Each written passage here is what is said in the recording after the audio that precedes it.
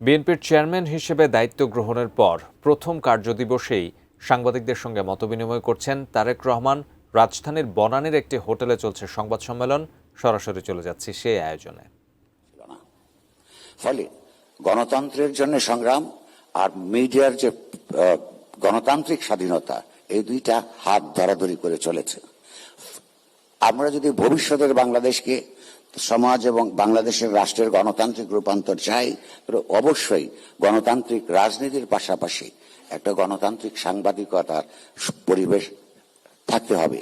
কোন রাজনৈতিক দল যদি বিশ্বাস করেন, মানুষকে বলেন যে তারা গণতান্ত্রিক রূপান্তর চান, তাহলে একই সঙ্গে তার দাঁড়ায় তার সেই গণতান্ত্রিক রূপান্তরে সহযোগিতা করবার জন্যই গণতান্ত্রিক সাংবাদিকতার পরিবেশ নিশ্চিত করা। সেগুলো কি কি পদ্ধতিতে গণতান্ত্রিক সাংবাদিকতার আবহ নষ্ট হয়, সেগুলো আলোচনার জন্য তো সেমিনার করা যেতে পারে।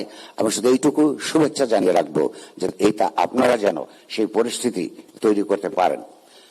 শেষ কথা আমি বলতে চাই, আপনি নিজেরা শুনেছেন, কতক্ষণ আগে আমার একজন সহকর্মীও বলে গেছেন, বাংলাদেশে অতীতের সময় বহু সংবাদকর্মীর উপর, বহু সাংবাদিকের উপর নানাভাবে মামলা হামলা অন্যায় হয়েছে। সেই সব মামলায় আইনগতভাবে লড়াই করবার পরিবেশটাও উপস্থিত ছিল না। আমি বলবো এই মুহূর্তে গত রেজিমের সঙ্গে যারা সমর্থক ছিলেন তাদের অনেকের বিরুদ্ধেই মামলা হয়েছে, জেলে আছেন। ওই শেখ হাসিনার আমলের ওইগুলি যদি অন্যায় হয়ে থাকে এবং তাদের বিরুদ্ধে অভিযোগ থাকলেও যদি ন্যায়ের ভাবে আইনগতভাবে তাদেরকে মামলা লড়ার সুযোগ না দেওয়া যদি অন্যায় হয়ে থাকে, সেই অন্যায়কে আরেকটা ন্যায় দিয়েই আমরা বিগত অন্যায়টাকে আরো প্রতিষ্ঠিত দেখাতে পারি।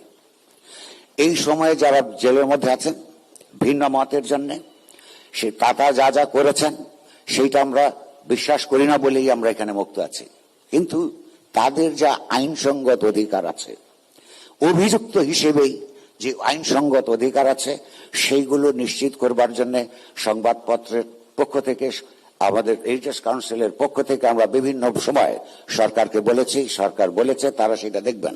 যাদের বিরুদ্ধে সুনির্দিষ্ট মামলা আছে তাদের বিচার প্রক্রিয়ার মধ্যে শাস্তি হোক, এটা আমরা চাই। সরকার বলেছে তারা এটা দেখবেন, কিন্তু তাদের আইনগত অধিকারগুলি নিশ্চিত করবার কথা দিয়েও তারা রাখেননি। আমি আপনাকে এই জন্য শুভেচ্ছা জানাবার চেষ্টা করব যে আপনার যতটুকু প্রভাব এই মুহূর্তে আছে, সেই প্রভাব কাটিয়ে যদি বিগত সরকারের আমলের যে অন্যায়গুলো হয়েছে সে অন্যায়ের রিপিটেশন যদি আমরা বন্ধ করতে না পারি, তাহলে ন্যায়সঙ্গত রাষ্ট্রের তরফ থেকে সংবাদপত্র এবং মিডিয়া কর্মীদের প্রতি ন্যায়সঙ্গত আচরণ কোনটা, তার উদাহরণ আমরা তৈরি করতে পারবো না। ফলে এই ব্যাপারে যদি আপনার কোনো প্রভাব থাকে, আপনি ক্ষমতায় যাবার জন্য অপেক্ষা না করে এইটা ব্যবস্থা করতে পারার তৌফিক আপনার হোক, সেই শুভেচ্ছা জ্ঞাপন করছি। সবশেষে আমি বলবো,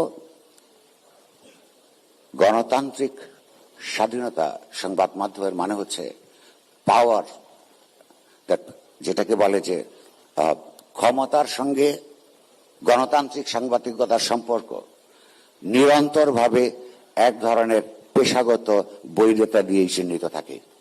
সেটা কোনো ব্যক্তিগত নয়, সেটা কোনো দলের বিরুদ্ধে বা কোনো দলের পক্ষের ব্যাপার নয়।